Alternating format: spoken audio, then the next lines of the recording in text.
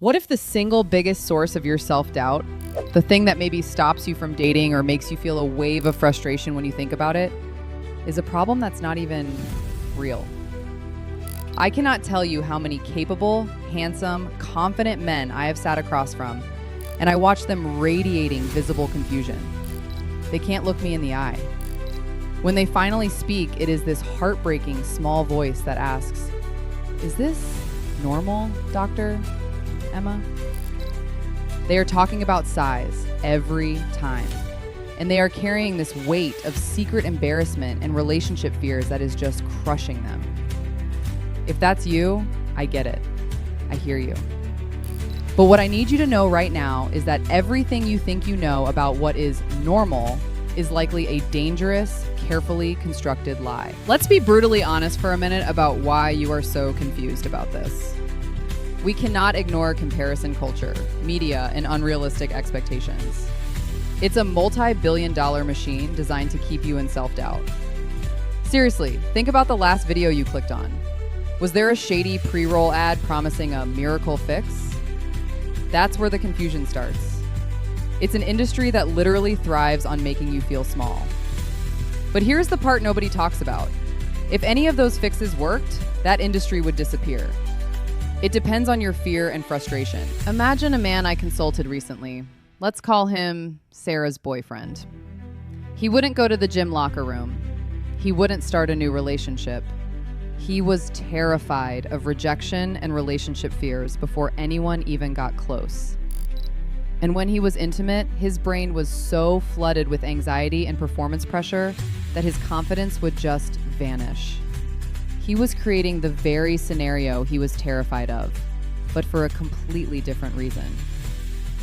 Later, I'll explain the cruel twist of biology where that same stress actually, temporarily, makes you smaller in the moment. It's a performance killer, and it's something most men never realize. I have spoken with hundreds of men, and this is what I have observed consistently. Size insecurity is rarely about a biological problem. It's almost always a perception problem. We have been conditioned to compare ourselves to imagery that is selected for shock value, not realism. Think about what you see on social media. Constant, curated, filtered perfection. And in the intimate realm, it's worse. It's like comparing your practical family car to a Formula One race machine.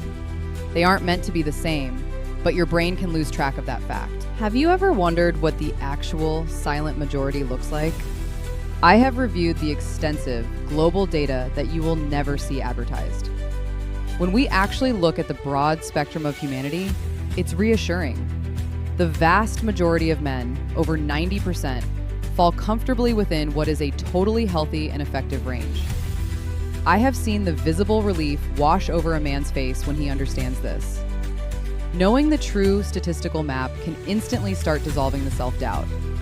But this next point is crucial, and let me explain why. Most men never hear that their own bodies are dynamic, and that idle size tells you nothing. In the world of intimacy, we see two common physical patterns: growers and showers. I have had patients who were extremely self-conscious, judging their performance potential entirely by their body's quiet state. They had zero confidence. But the moment they learned that most growers start smaller and experience a much larger change, meaning the difference when it counts is tiny, that realization was a total confidence reset. They were judging their body in a park, not a performance. So what does your partner actually care about?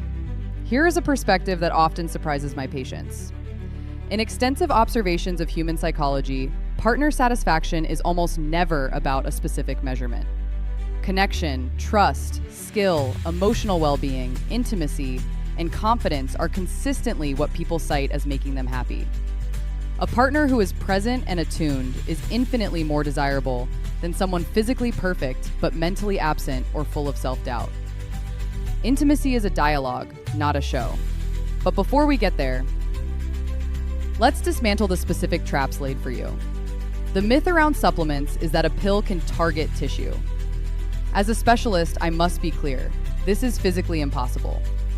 More than that, These are often dangerous, unstudied compounds that can cause health relationship mistakes. It's an industry built purely on desperation and false hope. Falling for it only restarts the self-doubt cycle when nothing changes. Then you have the devices, pumps, weights, extenders. Extenders can sometimes have a place in specific injury recovery, but using them for enhancement is complicated. Some men do see minimal changes, but only after using them for hours, every single day, for months or years. You have to ask yourself, is a tiny change in perception worth sacrificing hours of your life, all while reinforcing the anxiety you want to escape? It's a trade-off that rarely leads to actual acceptance. But here is where things get truly dangerous. The myth of surgery. This is extreme misinformation. Some surgical centers market these as quick fixes for self-doubt. But as Dr. Emma, I can tell you that surgery is one of the biggest relationship mistakes you can make. The results are notoriously unpredictable, often leaving you looking and feeling unnatural. More importantly, the risks, infection, permanent nerve damage, scarring, and chronic irreversible relationship failure and performance pressure are catastrophic. I have laid out these medical risks to patients, and their desire for a physical fix almost always vanishes when they understand they were about to risk their health and their ability to connect, just for a perception. Most men never hear about the crucial role of communication and skill. The single most powerful tool you have to improve confidence, satisfaction, and safety is your voice. But I know that is a terrifying thought. I've noticed men will literally do anything else, pills, devices, risky surgery, to avoid a potentially vulnerable 10-minute talk with their partner. But you have to reframe it. You're not confessing inadequacy. You're inviting them to be a co-creator of a more satisfying, intimate life. And guess what? That dialogue itself actually increases attraction for both partners. It creates relationship safety. Let me explain why your anxieties can become self-sabotage. Your worry acts like a performance pressure wall. I've noticed this when patients tell me that they were so busy in their own heads monitoring how they were performing that they missed all the sensual cues from their partner. A powerful relationship insight is that intimacy is not a performance. It's a shared experience. When you shift your focus from evaluation, how do I look, to experience, what does this feel like? Your entire psychology changes from self-doubt to pleasure acceptance. We need to recondition how you think about connection. If you're worried, that's where things get interesting. I'll share a consultation example. A man was convinced his worry was making him avoid intimacy. We didn't do any physical training, we did communication training. He had that difficult conversation, and his partner's response was not what he feared. It was a moment of relief. It opened the door to experimentation and a connection they never thought possible. But here's what most people don't realize. The confidence you see in other men isn't because their body is flawless. It's a mental state. This is what you can build. An emotional safe space within yourself. We cannot ignore comparison culture or media, but we can choose to prioritize real connection over false standards. Real emotional well-being, sexual health, relationship dynamics, and happiness start with self-acceptance, not external measurements. It starts with building an emotional safe space where you can be yourself. Let's recap. The shame you feel was manufactured. The standard is false, and the satisfaction you're looking for is psychological. Evidence-based education shows that most of you are fully healthy and normal. Confidence comes from within. Skill can be learned, and communication is the single most important factor. If you allow self-criticism to continue, you will only see relationship distance and self-doubt.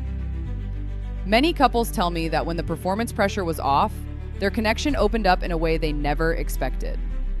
What has surprised me is how quickly my patients' lives transform once they embrace these simple facts. They feel less anxiety, they have less self-doubt, and they are able to approach their relationships with confidence and happiness. They stop chasing a perception and they start engaging with a person. And you can do the same. Can you imagine how different your life would feel if you weren't carrying this weight of worry? Right now, you can make a choice to start letting go of the embarrassment and confusion. Can you imagine a relationship where you feel completely accepted, flaws and all, and you can just be you? This is what's waiting for you. This is the truth about size that most men never hear. It's about psychology, connection, health, confidence, and human behavior. It's about you being enough, just as you are. I want to hear from you. Which myth had the biggest hold on you? What is the one thing you are going to try differently? Please share your thoughts in the comments. It can be incredibly healing to hear that you are not alone in this feeling.